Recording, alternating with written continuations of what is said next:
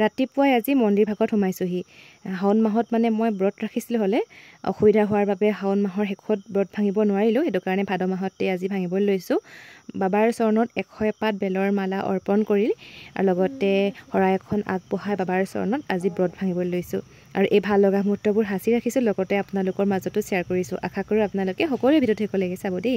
যদিহে আপোনালোকে বাবাক বিশ্বাস কৰে তেতিয়াহ'লে মোৰ কমেণ্টত ওম নমঃ শিৱায় বা হৰ হৰ মহাদেৱ বুলি লিখিবলৈ নাপাহৰিব। আপোনালোকৰ সকলোৰে মনৰ আশা বাবাই পূৰণ কৰিব। নমস্কাৰ সকলোকে। গাঁৱলীয়া ছোৱালী ৰশ্মিৰ অন্য এটি ভিডিঅ'লৈ আপোনালোকক সকলোকে স্বাগতম জনাইছোঁ। এয়া আজি মই মন্দিৰ ভাগত সোমাবলৈ লৈছোঁ, লগতে মায়ে ইয়াৰ ভিতৰত বাবাৰ চৰণত দিবৰ কাৰণে পায়স বনাই আছে। মানে মই শাওণ মাহৰ ব্ৰত এই ভাদ মাহতে ভাঙিব লগা হৈছে, যিহেতু অকণমান অসুবিধা হোৱাৰ বাবে। আৰু ইফালে মাৰ পায়স হৈ গ'ল আৰু মোৰো বাকী কামবোৰ বাৰু লাহে লাহে হৈ গ'ল সকলোখিনি। আৰু আপোনালোকক মই একেবাৰে সময় দিব পৰা নাই, বহুত দিন হৈ গ'ল।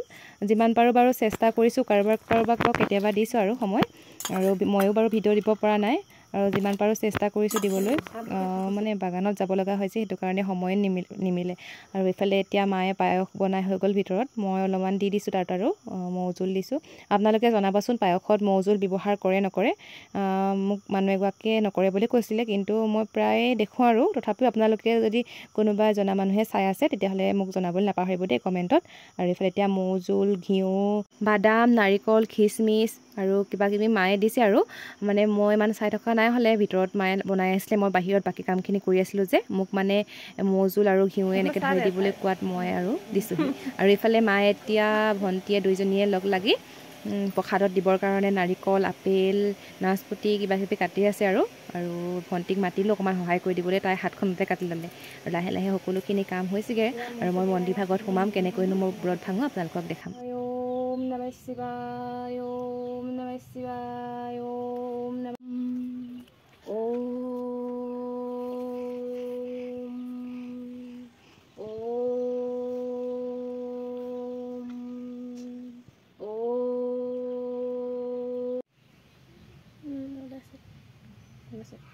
হ'ব দিয়া।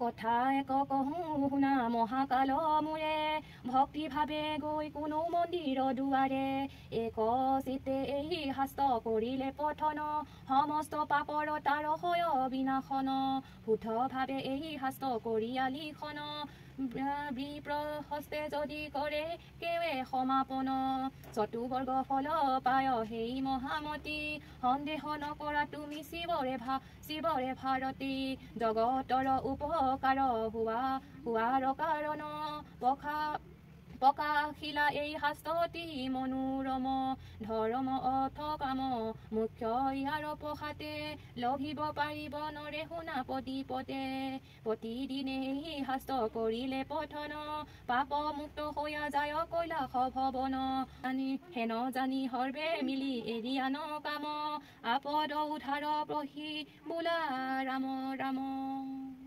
ওম নমঃ শিৱায়, ওম নমঃ শিৱায়, ওম নমঃ শিৱায়, ওম নমঃ শিৱায়, নমঃ শিৱায়। হৰ হৰ মহাদেৱ, হৰ হৰ মহাদেৱ, হৰ হৰ মহাদেৱ।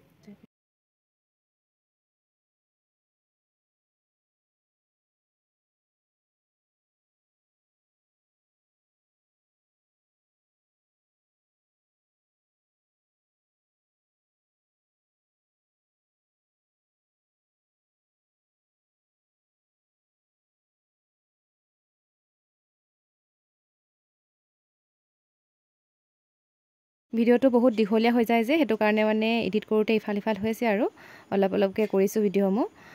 সকলোখিনি দেখাবলৈ বাৰু সম্ভৱ নহয়। সকলোতকৈ ভাল লগা সময়খিনি আকৌ সৰু সৰু ল'ৰা ছোৱালী কেইটামানক প্ৰসাদ খুৱাই এতিয়া সকলোকে তামোল এখন এখন দিছোঁ। এনেকৈ বাৰু মই প্ৰত্যেক বছৰেই এনেকৈ ব্ৰত ভাঙোঁ আৰু এনেকৈ খুৱাওঁ। কিবা যদি ভুল হ'ল সকলোৱে ক্ষমা কৰিব আৰু লগতে শুধৰাই ল'ব। আৰু মোৰ এই ভিডিঅ'টো চাই আপোনালোকে কেনেকুৱা পালে সকলোৱে কমেণ্ট এটা কৰি জনাবলৈ নাপাহৰিব।